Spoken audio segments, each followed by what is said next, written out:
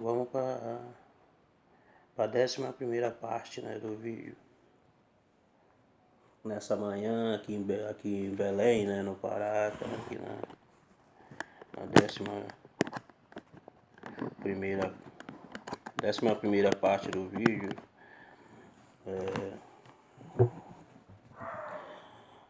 Que tem como tema, não vivo eu, mas Cristo vive em mim, né?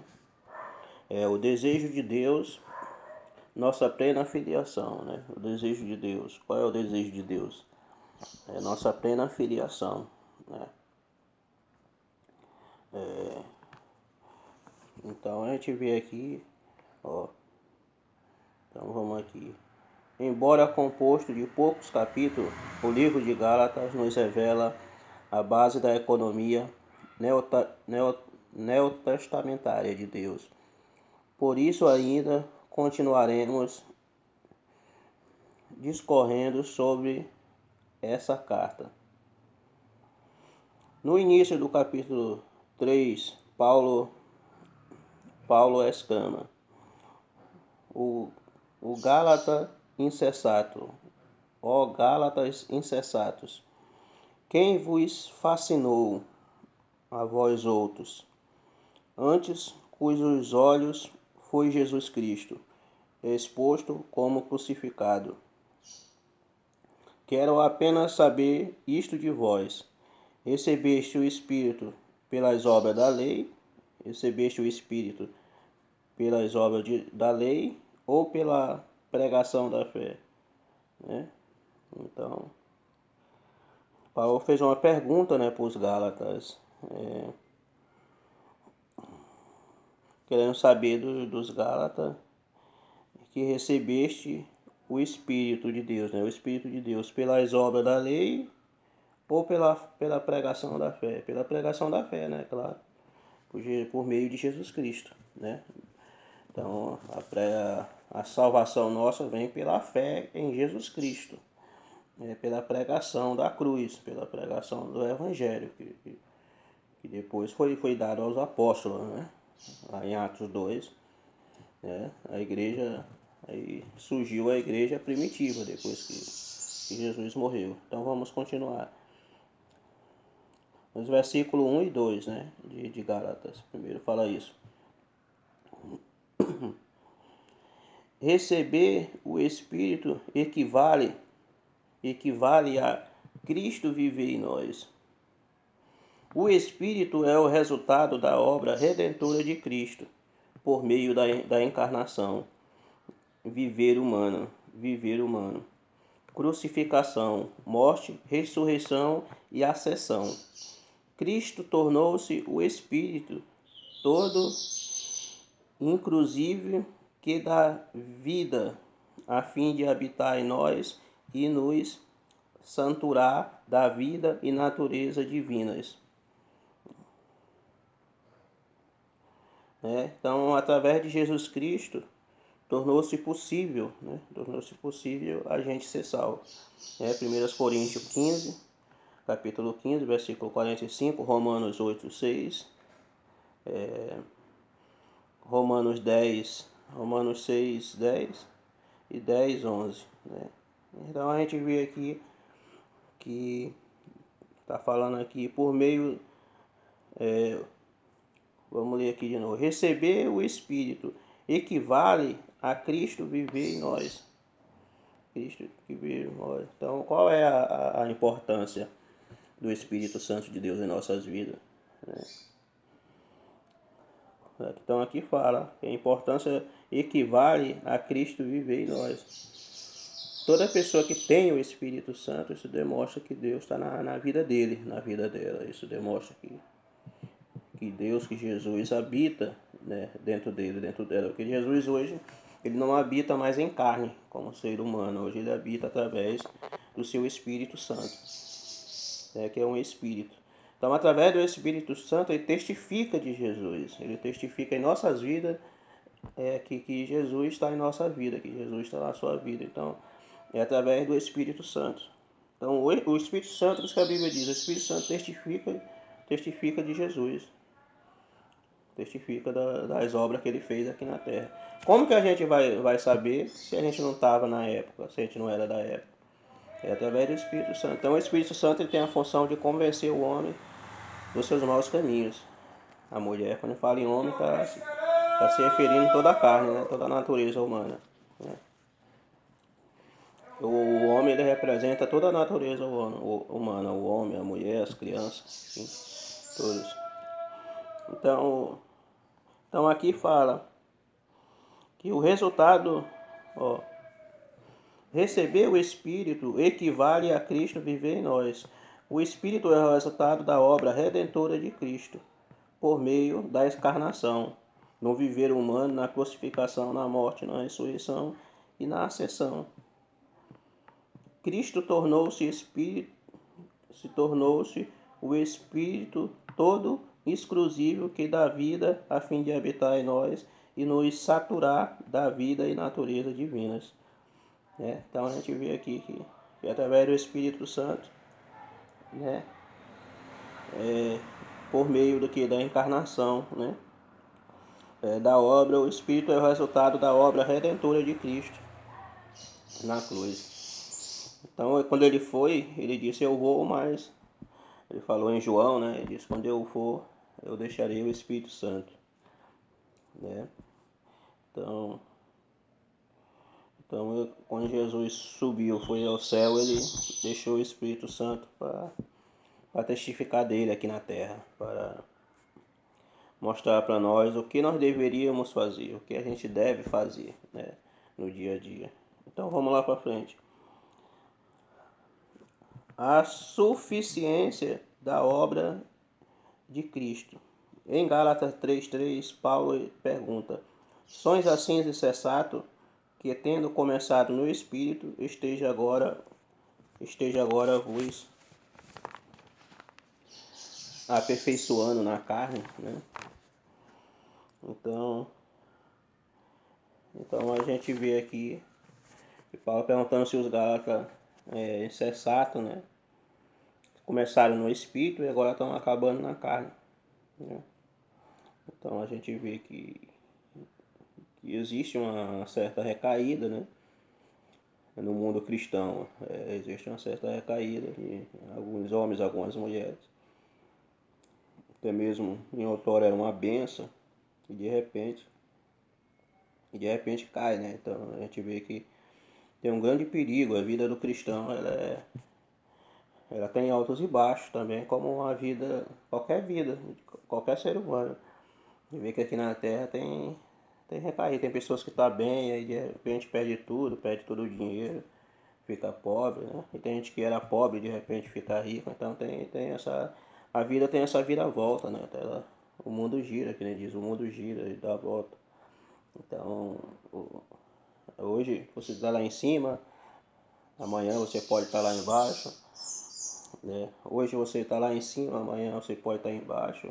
Hoje você está lá embaixo, amanhã você pode estar lá em cima. Então o mundo ele tem essa, né? Até no mundo espiritual tem esses altos e baixos, essa escada aí, é uma escada, né? Então você vai subindo, mas também tudo que sobe desce também, né? Tudo que sobe desce também. Então isso fica uma lição para nós, né? Que o mundo espiritual ele tem recaída também, né? O homem de Deus, a mulher de Deus não vai ser 100% a vida toda, né? A vida toda, né?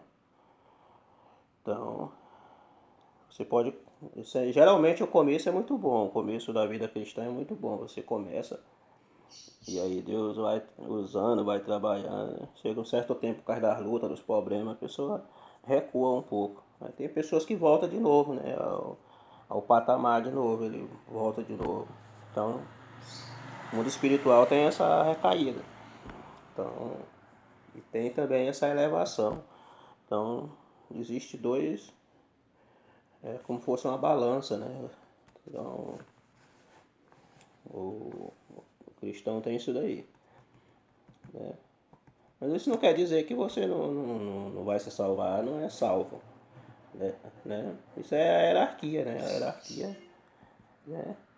Hoje você pode estar dirigindo igreja, amanhã você pode estar sentado no banco ouvindo a palavra de Deus. Então, o mundo é assim, a vida é assim, né? Então, nem sempre você vai estar lá em cima, né? Só quem fica lá em cima é quem é da família, né? Quem é da família, quem é faz parte da hierarquia da igreja, quem faz parte da liderança, são os familiares, né? Mas quem é membro da igreja, quem é membro, quem mora em outra cidade, em outro país, vai ter recaída, né? É, geralmente quando isso acontece, há um grande julgamento, né, dos cristãos, dos evangélicos, né? Mas a família de líderes da igreja, de pessoas da hierarquia da igreja, tanto faz coisa como não, para eles nunca tem momentos ruins, sempre, momentos sempre tá bom, né? Pois é, então é isso daí. Vamos ver aqui. Tentar aperfeiçoar na carne é um modo de melhorar nosso comportamento a fim de não experimentar a circuncisão espiritual, que é a cruz realizada em nós. E como subornar nossa consciência, ou seja, encobrir nossa condição carnal fazendo coisas para Deus. Ao seguir o Senhor, precisamos permitir que a cruz opere em nós, pelo Espírito, mortificando os efeitos do corpo, eliminando nossa carne, nosso ego, nosso velho homem. Romanos 8,13. A todo tempo precisamos exercitar-nos em nos voltar ao Espírito, em nosso Espírito. Podemos até ter a ideia errônea de que é possível aperfeiçoar nossa carne, melhorar nossa conduta e ser cristãos melhores por nós mesmos. Esse é um engano que muitos filhos de Deus cometem. A única maneira de não satisfazermos os desejos da carne é andar segundo o Espírito. Gálatas 5,16. Então aqui a gente vê que não tem como, né? Não tem como a gente andar na carne, viver na carne e ao mesmo tempo participar das coisas espirituais de Deus. Não tem como, né? Ou é um ou é o outro. Só existe dois caminhos, né? O que leva à vida e o que leva à perdição. Então, lá em João 14,6 fala, né? Eu sou o caminho, a verdade e a vida, ninguém vai ao Pai a não ser por mim. Então não existe outro caminho, só Jesus. Então, aqui está falando que tem pessoas que tentam melhorar o seu comportamento carnal, né? Tenta subornar a sua consciência, né? Porque a consciência fala mais alto. Quando você faz algo de errado, a sua consciência lhe acusa, né? O Espírito Santo lhe acusa que você está errado, que você está fazendo errado. Então todo cristão ele sabe o que é certo e sabe o que é errado. Toda pessoa, ser humano, sabe. Então quando você está fazendo algo que desagrada a Deus, você sabe. Qualquer pessoa hoje sabe o que é certo e errado. Existem leis, né? Aqui na Terra tem leis criminais, tem leis de trânsito. Então quando a pessoa passa um farol vermelho, ela sabe que está errada. Quando ela anda embriagada ao volante, ela sabe que é errado, né? E passa nas mídias, passa na TV, passa nos canais, passa em todo lugar, na internet, falando o que é certo e o que é errado. Hoje tem o Google, tem vários tipos de plataforma que ajuda o homem a saber das coisas, né? Saber o que é certo e o que é errado. Então tem leis. No Brasil tem, no mundo todo, tem leis de trânsito, leis criminais. Você sabe que se você matar, você vai ser preso, então vai ir pra cadeia. Então todo mundo sabe disso. Então é desse jeito, é as leis espirituais de Deus. Tem umas leis espirituais de Deus. Assim como tem a lei na terra, tem a lei de Deus. Então as leis de Deus falam o que deve ou o que não deve ser feito, né? Quando você aceita Jesus, você recebe umas instruções, o que é certo e o que é errado, né? O que deve e o que não deve fazer. né? Até porque tem umas igrejas que batiza, que coisa, não explica nada para as pessoas, né? Então, o certo mesmo é quando a pessoa entrar na igreja, ela tem que ter orientação bíblica, para saber o que é certo, o que é errado, o que deve fazer e o que não deve, né? E aí ela passa a saber das coisas, né? É que nem uma escola, quando você vai para a escola, você não sabe de nada, não sabe nem ler nem escrever, mas chega lá, você aprende, né? Aprende o A, E, I, as vogais, consoante, aprende a multiplicar, a casa de vezes, a casa de mais, casa de menos, então tudo isso é uma escola. Então lá você aprende a ler e escrever, né? Então assim também é na vida cristã, quando você entra na igreja. É novo convertido, você tem que ter instrução, o seu líder tem que te instruir. Então os líderes de igreja que não instruem, os pastores que não instruem os seus membros, o cara entra na igreja e ninguém fala nada, ninguém diz nada. Tá errado isso daí. Então Deus vai cobrar de quem? Do líder. Assim como os professores são cobrados por ensinar os seus alunos, assim também os líderes de igreja são cobrados por não ensinar e não instruir os seus membros, os seus fiéis, as suas ovelhas. Então o direito do pastor é orientar a ovelha, é falar o que é certo, o que deve fazer. E você vê como é uma ovelha ela não, né? Então a pessoa tem que, a função do pastor é orientar, é falar o que está certo e o que está errado. Então, se você não faz isso, você está errado, né? Você está errado. Então essa é a 11ª parte do vídeo, né? Dos ensinamentos. Eu não chamo isso de pregação, pode ser pregação também, ensinamento. Seja como serve de pregação e de ensinamento, né? Então, pregação é mais aquele explosivo, né? Aquela coisa toda.